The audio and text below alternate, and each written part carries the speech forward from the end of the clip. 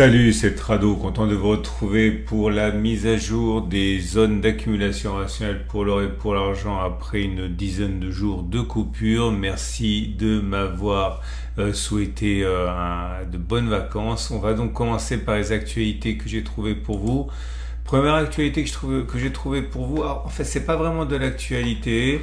Ça tombe à point nommé, pardon, parce qu'on me demande souvent pourquoi j'utilise des graphes pour l'or en euros et l'or en dollars, pareil pour l'argent, etc. Parce que c'est super important en vérité, puisque encore une fois, vous êtes des épargnants européens, vous avez sacrifié des euros pour acheter de l'or, vous avez sacrifié des euros pour acheter de l'argent, et si vous avez besoin, vous allez vendre cet or ou cet argent et vous allez vous retrouver avec des euros en main.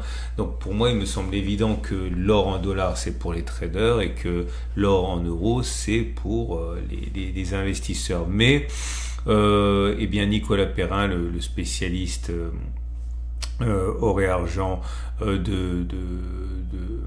justement du site L'Or et l'Argent, vous propose de faire le tour des points importants pour comprendre s'il vaut mieux utiliser l'or en euros, l'or en argent, s'il vaut mieux que l'euro soit fort ou pas. Enfin bon, des choses de fond qui vous permettront de mieux comprendre en fait ce qu'il faut regarder. Deuxième article que j'ai trouvé pour vous et que vous retrouverez également tous les articles que je mentionne, vous avez un lien en dessous de la vidéo pour aller les chercher directement. Alors là, c'est le deuxième grand spécialiste de l'or et de l'argent de coffre qui vous propose cette explication de texte. Pourquoi est-ce que l'or a-t-il inscrit un record en tout début d'année? Eh bien, tout simplement parce que le discours belliqueux de Donald Trump sur le canal de Panama, sur le Canada, sur je ne me rappelle plus, le Groenland, voilà, eh bien rajoute de la tension à la tension, et comme d'habitude, lorsqu'il y a la tension, l'or joue son rôle de valeur refuge. Et le troisième article que j'aimerais souligner, alors comme d'habitude, j'essaie toujours d'apporter un petit peu de poil à gratter, parce qu'il n'y a rien de pire que de penser qu'on est à l'épreuve des balles et après on n'est pas prudent et on fait des bêtises. C'est un article qui explique pourquoi eh bien, on peut être à la fois très positif sur l'or à long terme, mais très réservé, voire baissier sur l'or à moyen terme. Et c'est le spécialiste de City Index qui s'y colle et qui explique que pour l'instant, les investisseurs en or détournent le regard de ce qui se passe au niveau des taux. Et il y a une tension sur les taux américains, il y a des taux qui sont assez élevés, et c'est toujours pareil, l'or ne rapporte rien. Et quand vous avez quelque chose qui rapporte par rapport à quelque chose qui rapporte rien, eh bien plus de gens ont tendance à aller placer leur argent avec ce qui rapporte plutôt que ce qui ne rapporte rien, surtout quand ce qui ne rapporte rien est sur des niveaux historiques. Bref, le spécialiste de City Index dit que l'or a peut-être tendance à monter un peu rapidement en ce moment, et les investisseurs ont peut-être un petit peu tendance à regarder ce qui les arrange, notamment en ignorant la force du dollar et la hausse des taux. Et en ce sens, il alerte sur la possibilité d'être baissier à court terme sur l'or tout en étant haussier à long terme. Vous retrouverez tous ces articles en dessous de la vidéo. On va donc passer maintenant à l'analyse de l'or, de l'argent et des zones d'accumulation rationnelles. Je vous rappelle que mes vidéos sont sponsorisées par Aucoffre et Veracage, dont je suis client. Si vous allez sur mon site et vous cliquez sur la bannière ici pour accéder à l'offre spéciale Tradosorien, vous allez arriver sur une page qui vous est réservée, qui n'est visible que si vous cliquez sur la bannière. Vous pourrez accéder donc aux mêmes pièces que les autres, mais avec une prime réduite, notamment cette verre à valeur quart d'once d'or. Et ici, vous allez donc pouvoir poser des questions, prendre rendez-vous. Vous serez traité de manière particulièrement rapide, puisque on considère que si vous passez par mon site, c'est que vous n'êtes pas simplement curieux. Donc n'hésitez pas. Aucoffre, c'est mon partenaire depuis des années et des années. Et n'oubliez pas qu'au-delà de cette pièce, vous avez tout un ensemble de pièces qui sont accessibles. Bref, je vous laisse découvrir ça. Et on va passer maintenant aux zones d'accumulation rationnelle.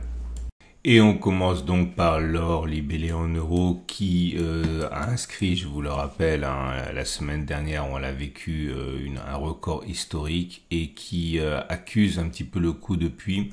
On n'est plus sur des niveaux historiques, puisque le précédent record c'était 2608, on est revenu en dessous, donc le nouveau record est là pour nous signifier la performance passée, mais on a du mal à tenir les niveaux. La tendance de long terme, elle est haussière, la tendance de fond, elle est haussière, puisqu'on est au-dessus de la M200 et la M50 qui montent. La prochaine zone d'accumulation rationnelle, c'est 2500, 2470. Alors, avant d'aller plus loin, j'ai reçu au milieu du flot de remerciements et de souhaits de bonnes vacances un message qui m'a interpellé et je suis obligé de me répéter. C'est le message que j'ai reçu. C'était pas du tout donné avec animosité, agressivité ou quoi que ce soit. Mais voilà, plus j'écoute vos vidéos avec les achats à mon compte, plus les achats m'échappent, des pandas, etc. Merci Trado. Donc voilà, c'est très gentil. Il ne s'agit pas non plus de me venger de quoi que ce soit. Je suivrai mes propres intuitions la prochaine fois, car ça fait plusieurs fois que je loupe les achats intéressants. Oui, c'est totalement vrai. Hein. Si on attend les zones d'accumulation rationnelle, on risque de passer à côté du train. C'est pour ça que je dis, et je le répète, et je le dirai autant de fois qu'il le faut, que je dis depuis que la tendance de long terme très haussière a été engagée, que j'encourage à faire de la DCA et de la zone d'accumulation rationnelle, les deux. Ok, et j'avais même dit la semaine dernière, ou il y a 2 semaines, qu'on était en date. Au début du mois, c'était le premier quelque chose. Il fallait éventuellement activer l'achat de DCA, l'achat de zone d'accumulation, parce qu'on n'avait aucune garantie que la zone d'accumulation rationnelle soit touchée. Ok, surtout si la tendance est très très forte, il y a très peu de retracement. Alors c'est vrai que la dernière fois que ça s'est produit, c'était là. Donc j'imagine que si vous avez suivi les zones d'accumulation rationnelle, vous avez acheté ici à 2414. Donc voilà, vous n'êtes pas non plus à plaindre, hein, puisque les cours ont pris 6-7% depuis. Mais il est tout à fait envisageable que vous ayez décidé de ne pas prendre cette zone d'accumulation rationnelle pour une raison qui vous concerne. Et là, effectivement, si vous n'avez pas accumulé non plus sur les DCA, par exemple les premiers du mois, c'est-à-dire ici, et puis ici, et bien là, effectivement, vous voyez les cours qui sont envolés et vous n'avez rien pu faire. Donc, je récapitule une dernière fois. Et je dirai encore samedi, parce que la vidéo du samedi est plus regardée que celle du mercredi, vous pouvez très bien faire 80%, 20%, c'est-à-dire vous achetez en DCA 80% de votre allocation pour l'or, et puis 20% lorsqu'on fait les soldes, lorsqu'elles arriveront, ok, ou alors l'inverse, si vous avez déjà chargé, si vous êtes déjà chargé en or, et que vous êtes surtout intéressé par des renforts, vous pouvez faire 20%, 80%, ok.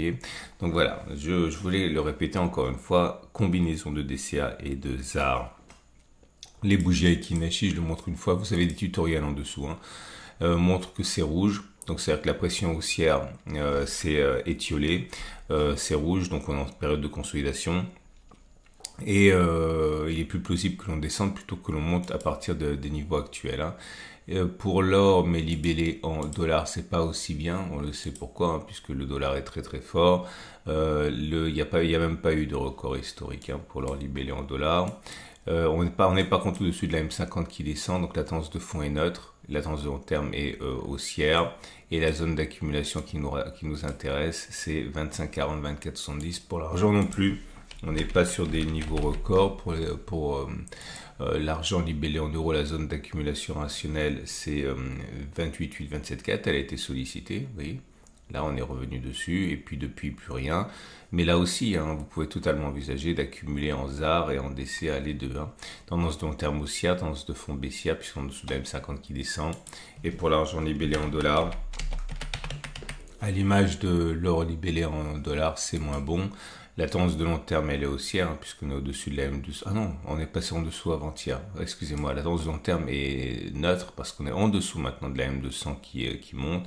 La tendance de fond est baissière. La zone d'accumulation rationnelle qui nous intéresse a été touchée ici. Hein, c'est 29,26. Voilà.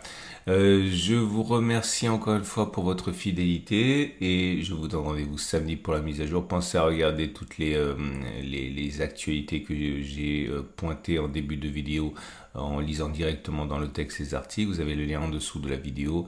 À samedi pour la mise à jour.